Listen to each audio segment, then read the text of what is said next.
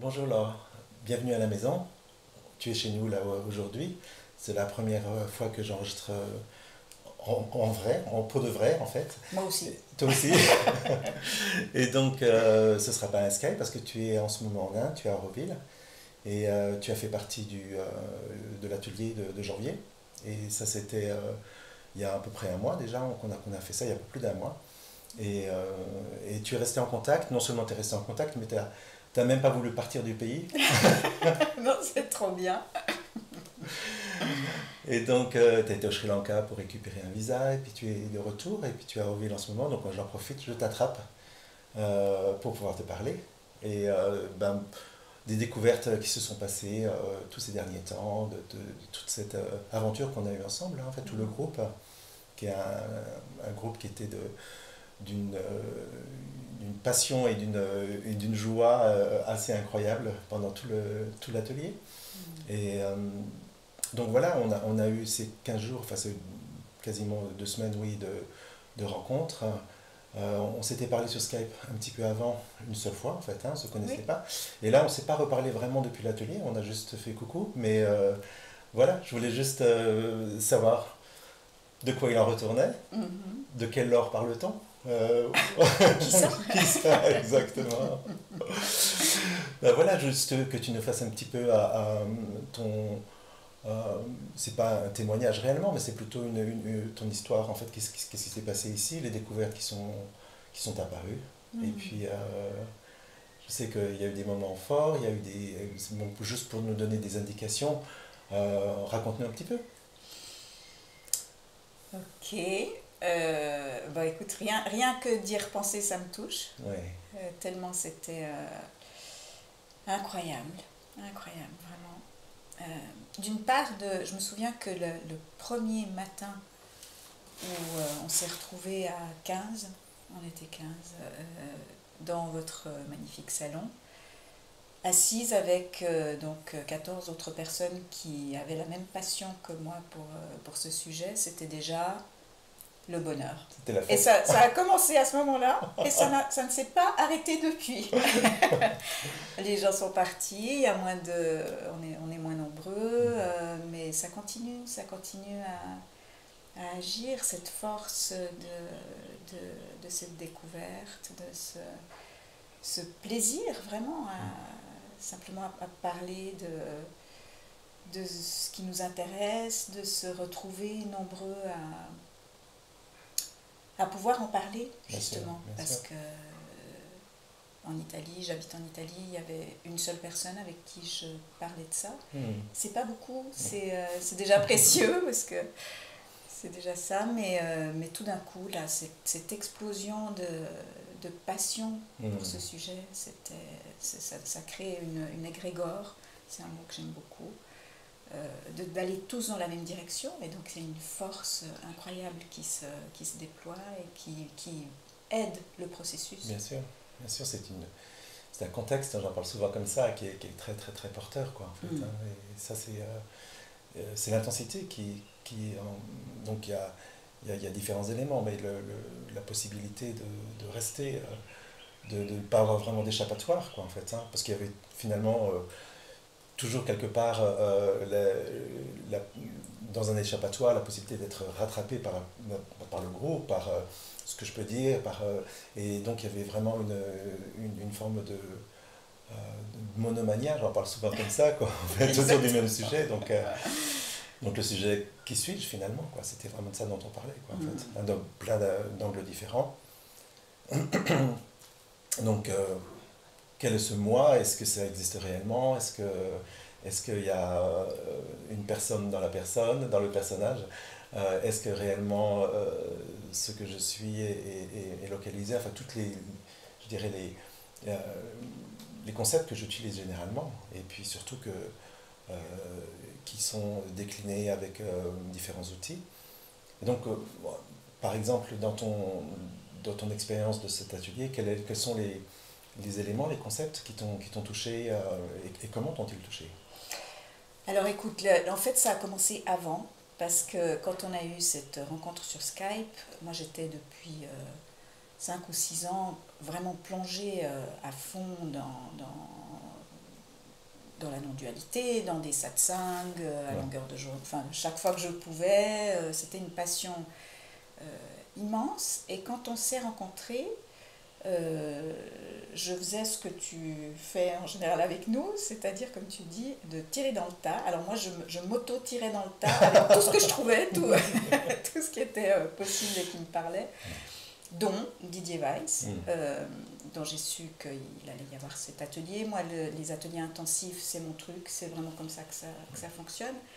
Et quand on s'est vu, en fait, on a eu une chouette conversation et tu m'as dit, si tu as le temps, essaye quand même de regarder Looking for Atman, c'est une bonne préparation pour l'atelier. Donc, bon élève, j'ai tout de suite été regarder Looking for Atman, la première, la deuxième, je suis arrivée à la quatrième et ça a fait patapoum. Vraiment, il y a eu une explosion de compréhension, mais dont je ne me suis même pas tellement rendu compte sur le moment, parce que c'était une telle évidence, c'était tellement clair que si ça lâchait, tout le reste lâchait. Et donc pour moi ça a été vraiment la 4 et qui parle du libre arbitre, de l'absence de libre arbitre, dont j'avais entendu parler sous différentes formes. Après, il peut y avoir le bon moment, le fruit mûr, les bonnes paroles. Mais toujours est-il que ça a déjà percuté très très fort à ce moment-là. Donc, j'ai vu cette vidéo, j'étais dans mon lit. Et immédiatement après, ça a été clair que si ça lâche, il n'y a plus... D'une part, la première chose que j'ai sentie, c'est la porte vers l'empathie.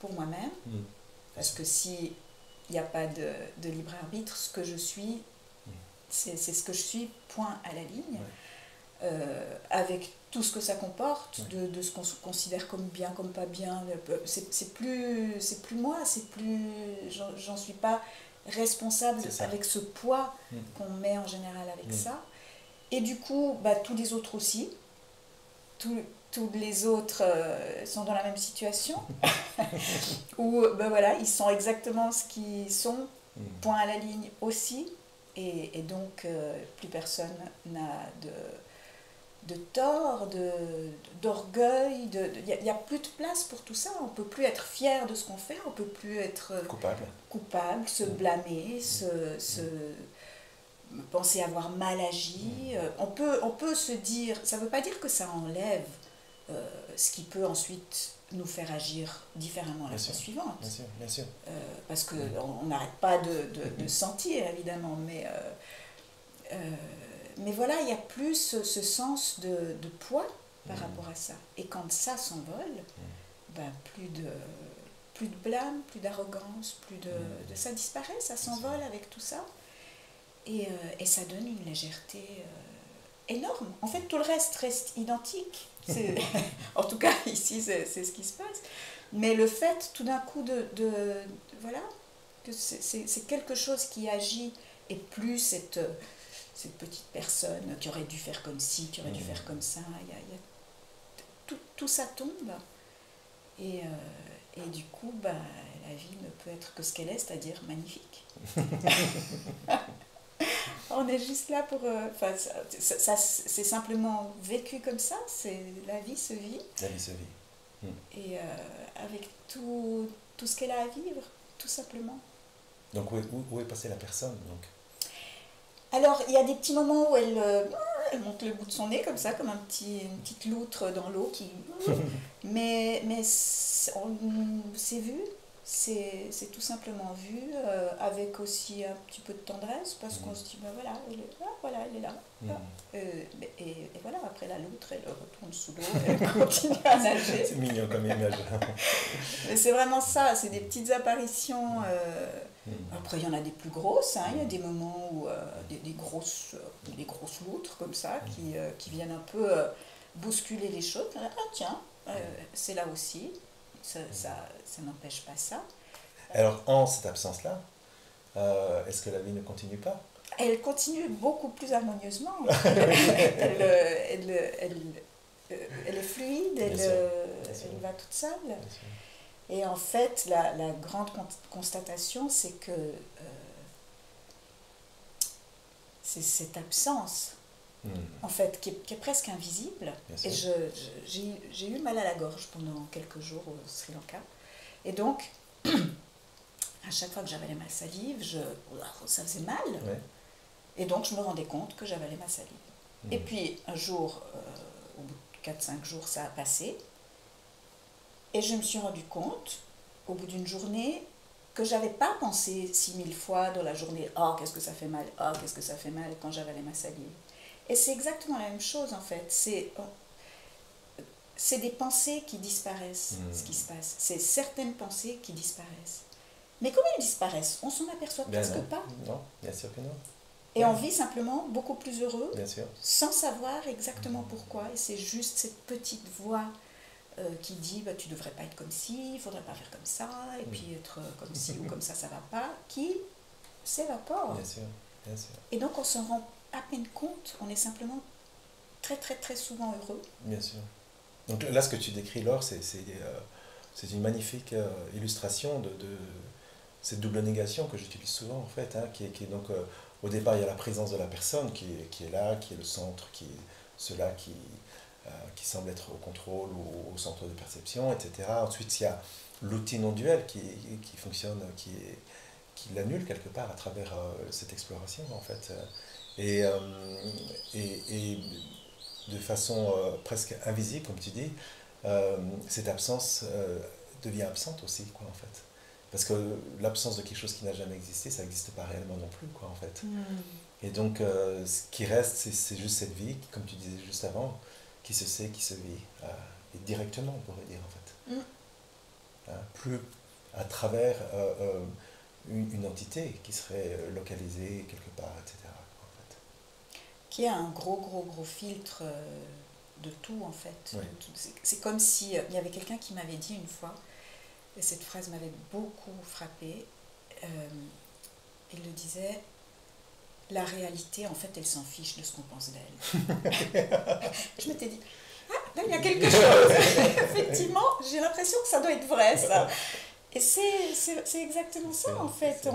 À chaque fois qu'on filtre tout ce qui se passe, il y a ce filtre qui est le moi, qui est ce commentaire sur il faudrait que ce soit autrement, et ça ne devrait pas être comme ça. Alors, évidemment, c'est beaucoup plus facile quand tout va bien. Ouais. Je ne sais pas comment c'est quand tout va mal, c'est jusqu'ici pas vraiment arrivé, mais j'ai la sensation que c'est à peu près pareil. J'ai l'intuition que ça doit être à peu près pareil. Et ça aussi, c'est une réflexion que je me suis faite par rapport au Covid, puisqu'on est encore en train, j'espère, d'en sortir. Mais il y a eu quand même ces 2 ans où si... quelques mois auparavant, on m'avait dit vous allez traverser ça, vous allez tous devoir rester 3 mois enfermés chez vous, avec votre fille adolescente. Et il va se passer ci, il va se passer ça, il y a plein de gens qui vont mourir, etc. Ça aurait été épouvantable à imaginer. Et ça a été relativement... Par rapport à ce que ce mental serait capable d'imaginer, ça a été beaucoup plus simple, parce que c'était vécu seconde par seconde. Et donc, tout est beaucoup plus facile à appréhender dans la réalité que dans cette pensée qui peut aller dans tous les sens et imaginer 1 milliard de situations, alors qu'il y en a juste une à gérer. Exactement. Et c'est juste maintenant, et il n'y a pas besoin de s'occuper d'étendre ça. Et c'est la définition de la souffrance de Ramesh Balsekar, en fait, hein, ce thinking mind qui est le monkey mind, thinking mind, qui raconte ces histoires-là. Et c'est vrai que dans cette découverte-là, cette identité qu'on pensait être, à travers aussi toutes ces pensées, en fait, hein, à travers cette continuité de la pensée, n'a plus besoin d'exister, parce que, et en l'absence du besoin de la continuité de la pensée, il semble que la pensée, quelque part, diminue et se raffine, mute dans quelque chose que Ramesh expliquait que c'était le working mind, donc c'était les pensées qui étaient là pour la logistique, on pourrait dire, de la vie, quoi, en fait. Et puis peuvent même disparaître, et c'est pas un problème, parce que ce qu'on est n'est pas dépendant des pensées, en fait. Non. Et nos actions non plus. Bien sûr. Ça a été une autre chose très très très importante dans cet exercice en fait que tu proposes par rapport au libre arbitre. C'est qu'à un moment, ça a été vu aussi quand on était ici, que en fait les pensées aussi c'est la même chose, on ne les choisit pas. Bien sûr. Et une fois que ça lâche aussi, il y a cet immense ensemble qui est l'infini, qui contient parfaitement tout ça, et à l'intérieur de ça, tout peut tout simplement se dérouler. Oui. Les pensées aussi, voilà, ça a été pensé, ok, mais c'est pas moi non plus, c'est pas choisi. Bien sûr. Waouh. Donc à cet atelier, donc, le mois dernier, c'était une confirmation de ce que tu avais en fait entrevu ou vu précédemment. Tu nous parlais de cette vidéo que tu as regardée. Est-ce que ça m'a permis d'approfondir ou je dirais de tirer une conclusion, de ranger le dossier quelque part? Alors ça a permis beaucoup de choses. Ce tirer dans le tas que tu agis pendant ces ateliers qui est absolument merveilleux parce que vraiment il y a peu de choses qui survivent à ça, heureusement. Donc oui, ça a été confirmé, ça a été vu et revu.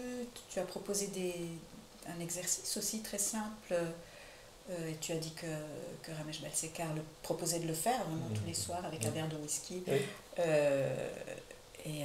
Et je pense que c'est vraiment la meilleure occupation qu'on puisse faire de ces 20 minutes tous les soirs en se demandant si on est auteur de ce qui s'est agi pendant la journée. Voilà, d'une décision qui semble être nôtre, mais ça veut dire quoi nôtre? Et de vraiment poser la question jusqu'au bout, quoi, en fait. Ouais.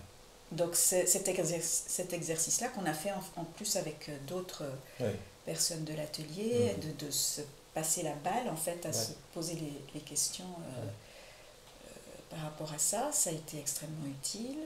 Ça m'a été très utile pour voir combien c'est parfois difficile de lâcher ça. Chez moi, ici, ça s'est fait en une seconde à la fin de la vidéo, donc je ne me rendais pas du tout compte que c'était pas si évident que ça et qu'il y avait quelque chose qui avait de la peine à lâcher là-dedans parfois. Mais en plus, tu nous as proposé beaucoup d'autres choses qui ont été à chaque fois goûteuses, délicieuses, même dans les moments où ça pleurait, parce qu'il y en a eu, évidemment. Et puis alors moi, ici, ça a tendance à pleurer facilement, donc il y a eu beaucoup de larmes, mais il y a eu les premières larmes, elles ont été en fait autour de l'idée de lâcher la recherche. Et moi, je me disais, mais non, mais c'est toute ma vie, c'est ma passion, que je ne serais plus rien sans ça, je vis pour ça, comme tout le monde. Eh ben non, en fait, là, ça a beaucoup pleuré à cette idée, et ça s'est consolé aussi en se disant, tu pourras toujours regarder des satsang si tu as envie. Oui. On va continuer à regarder ça va aller, ça va aller. Mais il y a eu ça, il y a eu tous les rires, toutes ces merveilleuses vidéos que tu trouves et que tu utilises pour illustrer tout ça de manière légère, magnifique, drôle, triste, on passe vraiment par tout. Et puis d'autres exercices physiques, le truc du doigt, de comprendre est-ce qu'il y a une limite autour de ce doigt si je ferme les yeux. Ça, pour moi, ça a été une révélation aussi, très immédiate. Ça a été, visiblement, c'était le bon moment, parce qu'elle est le bon endroit et le bon missionnaire, transmetteur, le bon groupe, je sais pas, mais tout s'est fait vraiment, tous ces buts. Il y avait vraiment une soif que tout ça soit dit avec tant de clarté. La grande gratitude, elle est autour de ça. Cette clarté, enlever, démystifier, parce qu'il y a eu beaucoup de mots que j'ai écoutés autour de ça, énormément, qui ont sûrement démonté des petites choses, etc. Mais le fait, pour un esprit occidental tel que celui qui est ici, puis je crois qu'on est nombreux en Occident à être comme ça, que Descartes puisse être démonté, ou non, c'est pas exactement ça, mais que notre esprit cartésien reçoive les mots dont il a besoin pour se démonter, pour que cette épine, cette première épine, vienne enlever cette deuxième épine. Ici, c'était exactement ce qu'il fallait que ça entende pour comprendre. Parce qu'il y a une compréhension, on a l'impression que non, ça va passer. Mais non, il y a une vraie compréhension du mental même. Bien sûr. Qui dit, ah ben oui, et qui c'est pas lui qui veut pas se faire démonter, c'est autre chose. Oui. C'est une autre partie du mental qui n'a pas envie de partir. Bien sûr. Donc là, il y a une gratitude vraiment immense d'avoir démystifié, c'est vraiment le mot, plus de mythes autour de ça. Waouh. Je demande souvent dans ces témoignages, je ne sais pas, peut-être quel est l'élément qui te semble important à mettre en avant par rapport à les auditeurs qui écoutent en ce moment cette vidéo. Qu'est-ce que tu donnerais peut-être comme clé, en tout cas qui a fonctionné pour toi, tu vois, quel aspect semble être le cœur de cette découverte?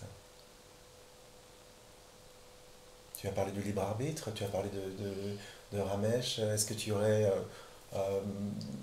quel est le contexte en fait réellement de cette compréhension-là? Comment ça s'est déployé par rapport à...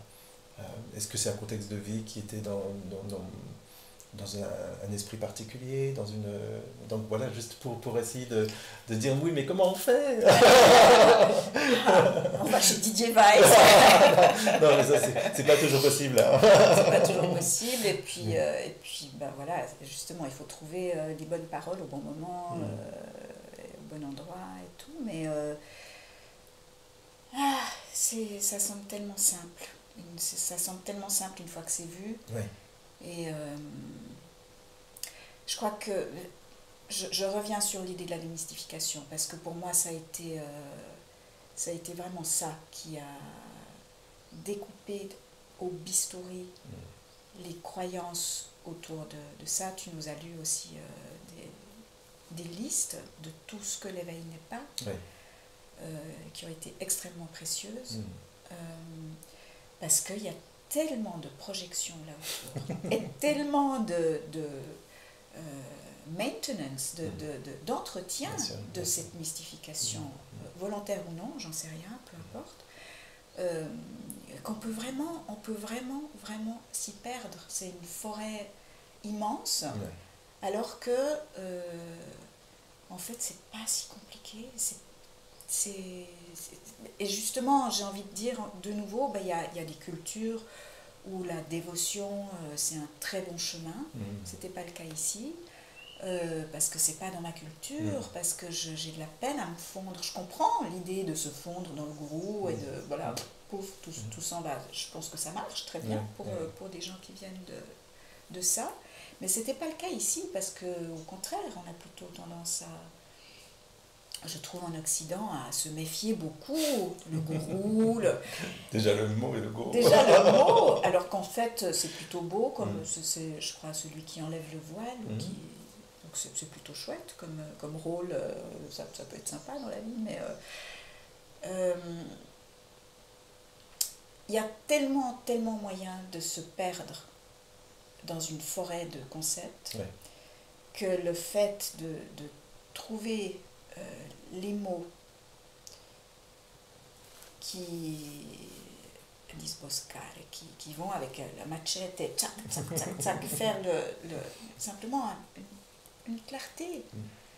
De faire entrer un peu la lumière là-dedans. Faire entrer la lumière, exactement, et après ça va tout seul. Une fois que c'est vu, c'est une telle évidence. Moi je parlais de retournement de chaussettes. J'ai eu vraiment l'impression à un moment donné que la chaussette c'était sur ma main, dessus ma main, piouf, elle s'est retournée. Et je me suis dit, mais c'est pas possible, mais comment on peut penser la vie de cette manière-là? Il y a un moment où ça devient irréversible et incompréhensible d'avoir pu penser qu'on était ce truc. Parce que dès qu'on voit que c'est qu'une pensée, en fait, c'est une évidence. Mm. Mais voilà, ben, c'est quand on le voit qu'on le voit. Ouais. Mais c'est pas si compliqué. Bon, ben voilà, je crois que c'est des mots qui peuvent éventuellement démystifier aussi, de dire c'est pas si compliqué, parce que c'est vrai que s'ils sont vraiment écoutés, s'ils sont pas écoutés dans une forme de rébellion en disant oui, mais alors pourquoi j'ai passé autant d'années, etc. Vraiment rester avec ça, hein, de dire bon, si il est dit tellement de fois que c'est pas si compliqué, c'est que c'est peut-être une forme d'échappatoire, c'est de continuer à imaginer une complication où elle n'est pas.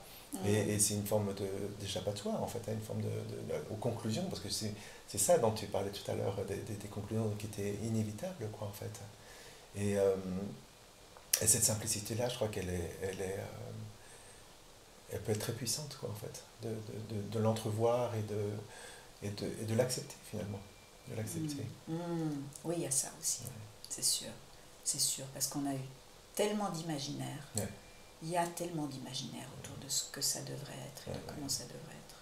Et c'est juste tout faux. C'est vraiment... ça peut exister, hein, ça peut être des expériences, Oui. mais non, c'est vraiment seconde par seconde que le bonheur de vivre simplement, de voir qu'on vit et que c'est une sacrément belle aventure. Ouais. Bon, magnifique conclusion, je crois qu'on va rester là. Alors, merci. Merci infiniment pour ton partage là maintenant et puis pour cette aventure qu'on a ensemble et qui n'est pas terminée parce toi tu restes ici à Auroville, donc on sait pas, on va peut-être te voir parmi nous pour plus longtemps. Qui sait? Qui sait? Qui sait?